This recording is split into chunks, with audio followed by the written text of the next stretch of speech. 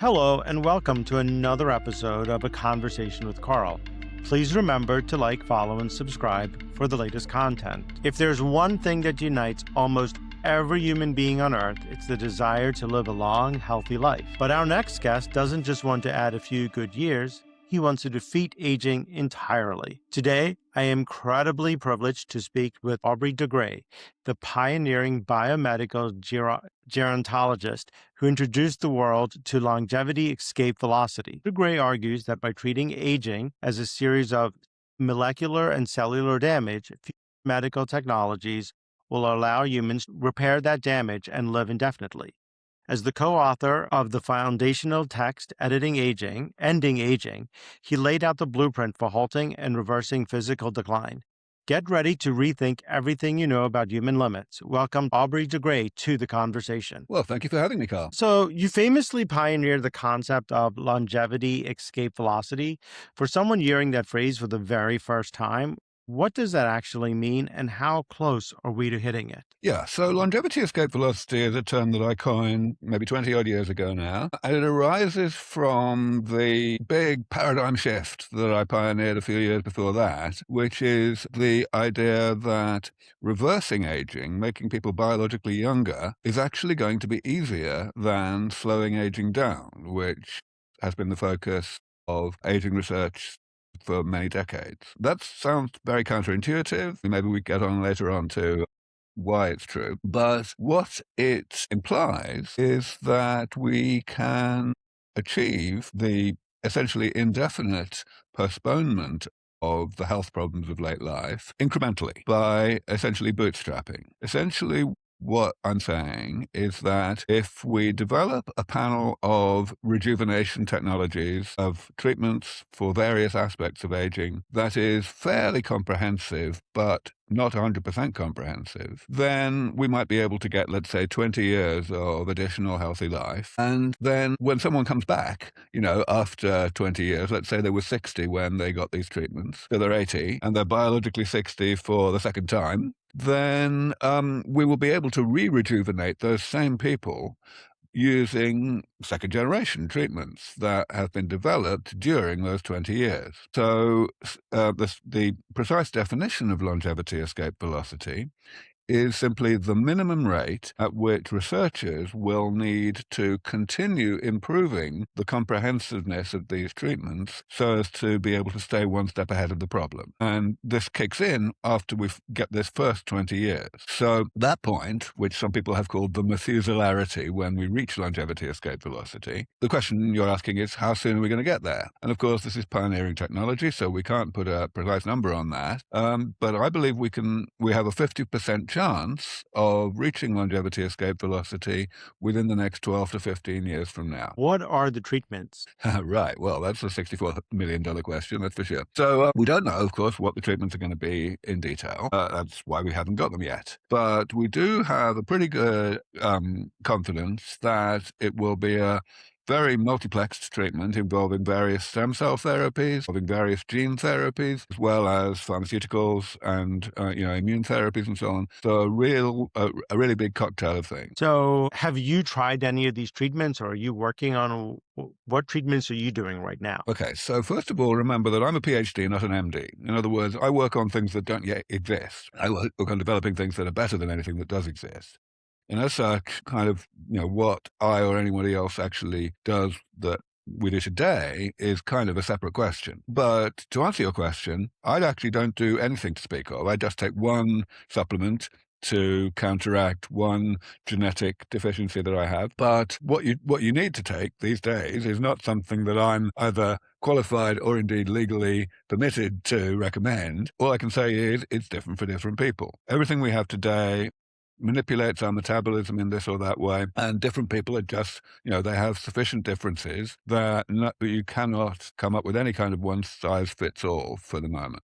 What I will say, though, is that even if you are optimizing for your own weak links, so to speak, so as to live as long as we can get you to live today, it really isn't all that much more than just what you would get by living the way your mother told you to. Of course, I'm speaking here for the typical person. Some people will have big weak links that may be addressable in other ways that will give substantial increases in healthy and total lifespan. But for the average person, that's not the case. You've also originated the SENS framework. Can you break down this framework and how it targets the root causes of aging? Sure. So, yes, this framework that you're mentioning is the paradigm shift that I talked about a moment ago, the way in which it becomes possible to see that reversing aging is easier than slowing it down. So basically what I did, and this is the year 2000, is I came up with a list of categories of damage that the body accumulates. What is damage, first of all? It is simply changes to the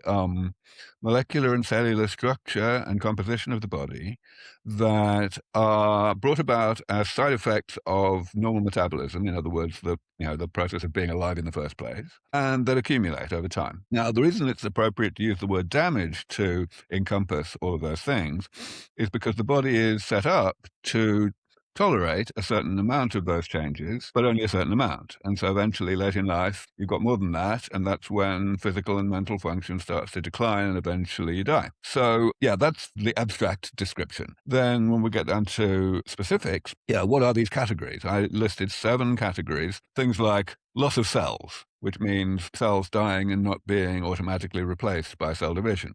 I talked about waste products that accumulate inside the cell. A separate category was waste products that accumulate outside the cell. The reason that is a separate category in my classification is because it can be addressed in a different way in terms of damage repair. In general, my classification was founded on the idea that for each category, there is a kind of generic approach to fixing it, to doing this preventative maintenance, if you like. And that's what allows the whole idea of this portfolio of treatments, this divide and conquer approach, to be practical. So, for example, with loss of cells that I just mentioned, the generic approach to fixing that is stem cell therapy. You put cells into the body that know what to do to divide and differentiate so as to replace the cells that the body is not replacing on its own. You get the idea. Yeah. So, isn't all of this also a fluke? Like, you'll always hear about the person that worked out every day and they were always eating green and they were very healthy. They get cancer and they die. And then you also hear about the person who smoked till they were 99, never got cancer, and they just lived this long life. Isn't some of this also just random? Some of it, yes. Well, of course, random is probably not quite the right word because a lot of it is genetic. A lot of it is inherited from one's parents. But certainly there is a large variation between different people in terms of their intrinsic ability to stave off the decline in health that happens late in life. And that's why we have an average lifespan in the Western world around 80, but we have some people that live to 110 or more. Sure, but the question is, given the set of cards that one has drawn, what can one do to do better? And a lot of people are focused, a lot of researchers are focused on the idea of trying to give people who would naturally live to only 80 or only 75 or whatever, more life by essentially making their bodies work in a way that is more similar to the way that the bodies of people who get to 110 work. And, that's a legitimate research goal, but it turns out it's really difficult because manipulating our metabolism so as to make it, if you like, run more cleanly and accumulate damage more slowly and so on, turns out to be very challenging. Creation of this damage is just really intrinsically intertwined with the processes that we need to keep us alive in the first place, and trying to manipulate them without obviously giving us completely different genes is very hard. You're just talking about how lifespan over health span, and we all want more time, but quality of life is everything. And why is your work focused so heavily on health span? This is a false dichotomy that I spend a lot of my time, largely unsuccessfully, trying to educate people on. There is this real fixation in society's mindset on all of this, that there's some kind of dichotomy between the goal of an increased healthy life and the goal of an increased total life. healthspan versus lifespan. It's complete nonsense. And the reason it's nonsense is simply that lifespan is a side effect of healthspan. So, basically, the only way in which we're going to be able to get people to live longer is by having them live healthy for longer. So, in a sense, people call me things like the prophet of immortality and so on, with a focus on the lifespan aspect. But I don't work on immortality. I don't even work on longevity. I work on health with a goal to keep people healthy and keep people alive. So, yeah, lifespan is a side effect. And it's a side effect that I celebrate. Some of my colleagues might almost use language that can be interpreted as kind of apologizing for the side effect and saying, let's only focus on the health. And I don't do that. But yeah, I work on health, same as everybody else. You often compare the human body to a complex machine, like a vintage car.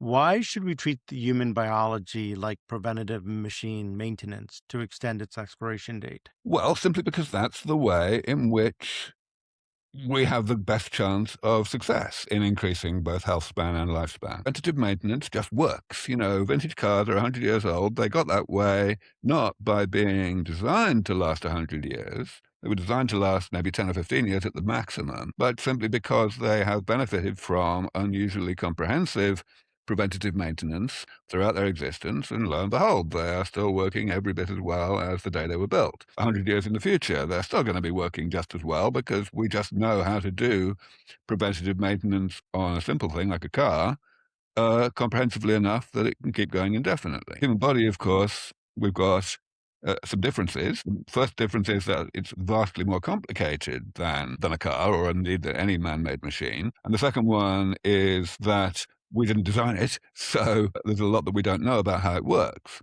So these things make it a lot more challenging to implement this preventative maintenance in a sufficiently comprehensive way. But against that, we have the advantage that a huge amount of the complexity in the body is working on our side, so to speak.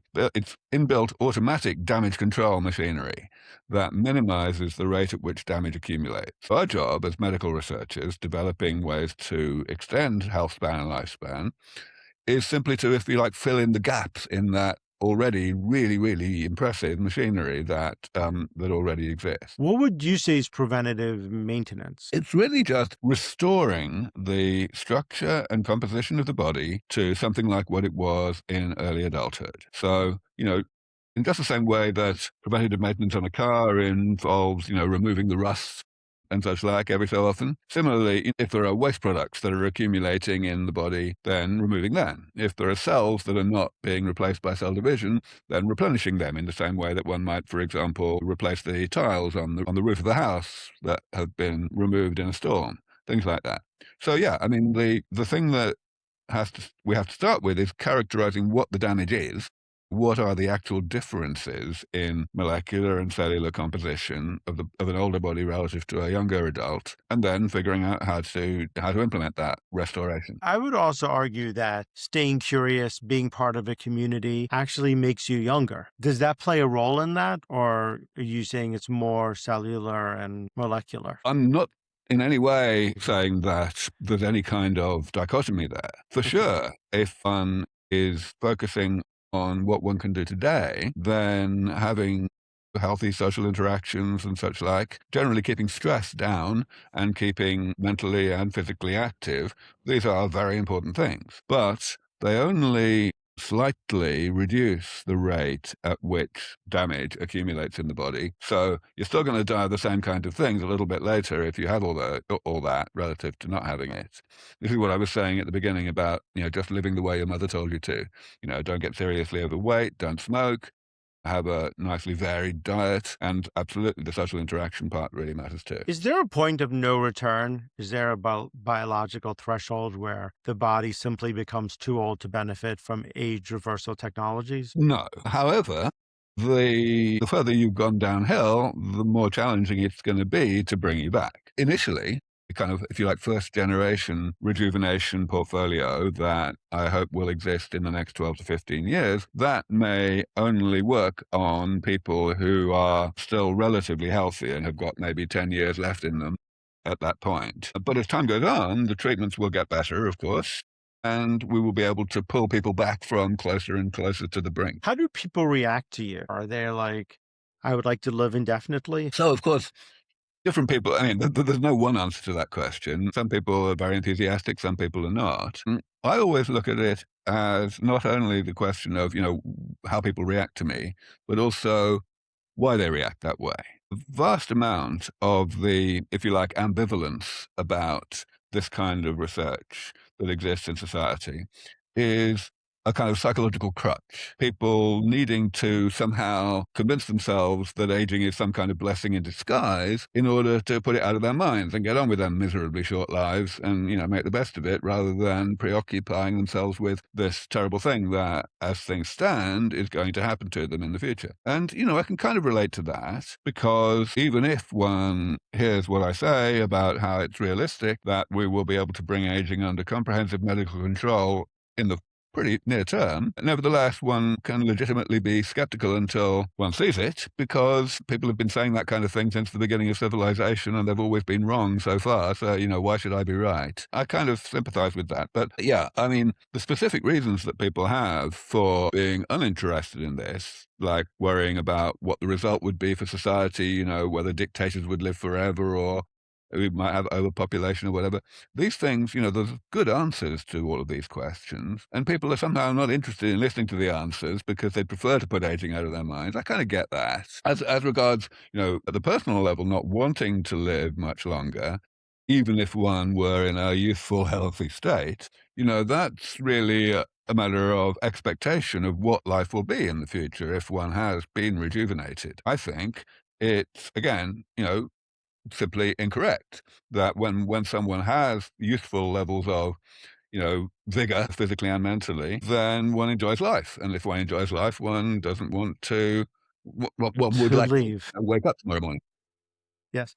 What does it do to the economy if people are just going to keep living? Well, first of all, we will save a vast amount of money on healthcare, because at the moment, the vast majority of the medical budget of the Western world is spent on keeping people who were born a long time ago alive, even though they are sick. And, we would save all that money. I mean, not all of it, because of course we still have to deliver the preventative medicines that we're talking about. But prevention is always better than cure, in terms of its result and in terms of how much it costs. So that's the first thing. Second thing, of course, is that other stuff is happening that will change the economy in parallel with this kind of progress. The advent of AI will save a lot, will make the world much more prosperous and so on. And it'll also probably change the way the economy works in terms of the idea of full employment. That will almost certainly go away. We'll end up using things like universal basic income.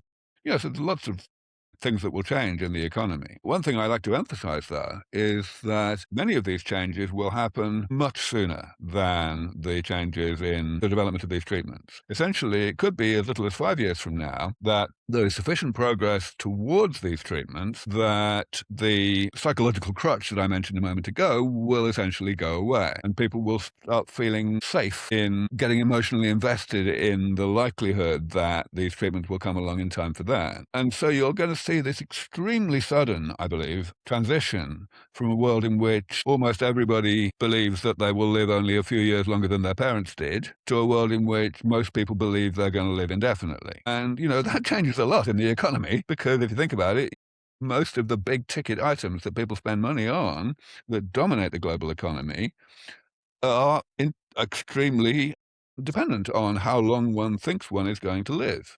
Health insurance, life insurance, inheritance arrangements, pensions, all of these things depend on that. So, when you're talking about living indefinitely, are we living in our bodies at 60 or are we living as someone who's 110? They're not moving fast.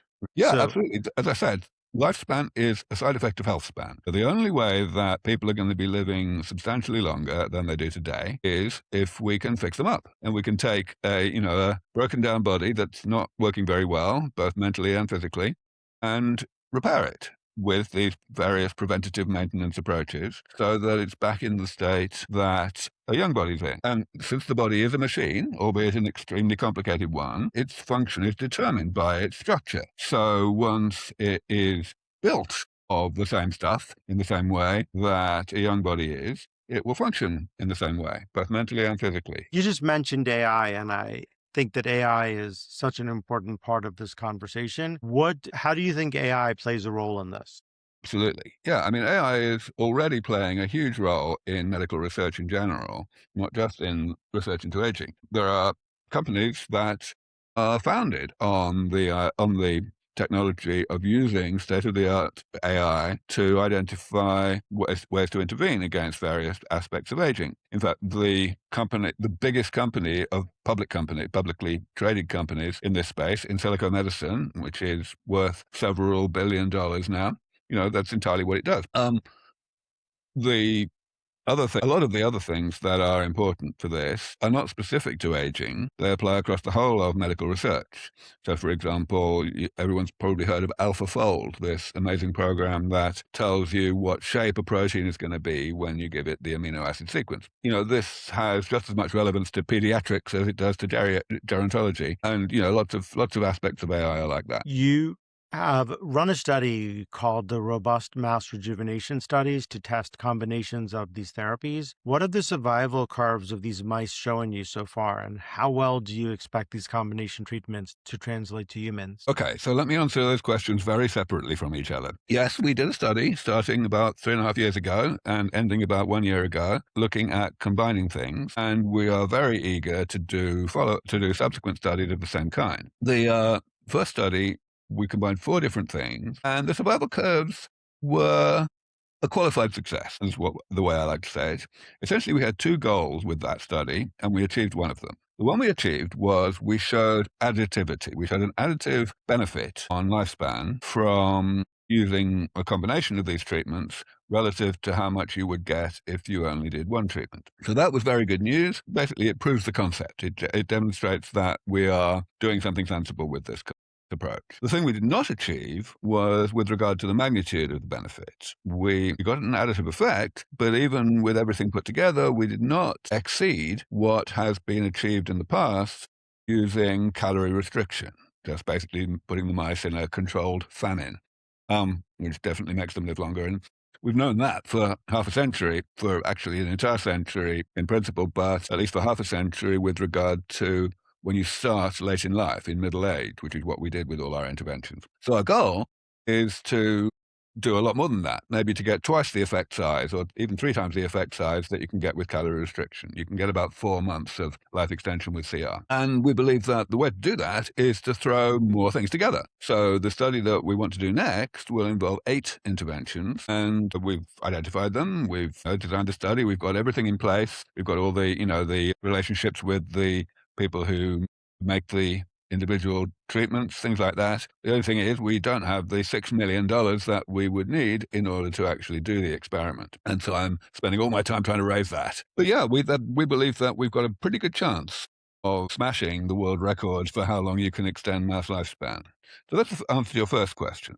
The second question about translation to humans is a very good one. We believe that the hit rate, if you like, of translation is inherently going to be better for these damage repair rejuvenation treatments than it is for your typical pharmaceutical that tries to, make metabolism run more cleanly, but probably not massively better. And that's not saying much, really, because typical mouse studies, have a very low hit rate in terms of translation. So we're really not sure whether the same things will work in humans. However, I'm not really worried about that because at the moment, the issue is simply getting society to care about this. And that can be achieved by getting anything to work in mice, whether or not the same things work in humans. If you're showing that we've made a massive breakthrough in mice, for half a century, as I say, there's been no progress in increasing how much we can extend mouse lifespan. If suddenly we can double the effect size or treble it, everyone's going to accept that we've made an enormous breakthrough. And that will make it more plausible that something will work in humans as well, even if it's not the same thing. That's really all that we need to do to motivate this. The slogan that I use to describe this is I say, we need to make aging the new COVID. We need to get society to take aging as seriously as it took COVID 6 years ago and to throw whatever it takes together to solve the problem as quickly as possible. And how does stem cell therapy play a role in human longevity? Stem cell therapies are going to be very important in all of this. We are already seeing very clearly that some aspects of aging are characterized by loss of cells, which is the kind of thing that you would naturally end up treating using cell therapy. We've also seen that the same thing can be achieved in some ways using what's called epigenetic reprogramming, which is an approach essentially not to inject new cells, new stem cells into the body, but rather to make cells that are already there more stem-like, more regenerative. So that kind of amounts to the same thing. There are some aspects of aging for which that works, some that it doesn't work so well. So again, it's complicated to put everything together. But yeah, absolutely. That's very, very important. Moreover, it's now been found that stem cells, especially a particular type called mesenchymal stem cells, create little vesicles, little bags of material that they kind of export out of themselves into their surroundings. And these are taken up by other cells. These are called exosomes. If you supply large quantities of these exosomes, that has a lot of the same effects as if you supply the stem cells themselves. And if your vision succeeds and we defeat the diseases of old age, what is the one thing you are most looking forward to doing with your extra time? I really don't think about that. Okay.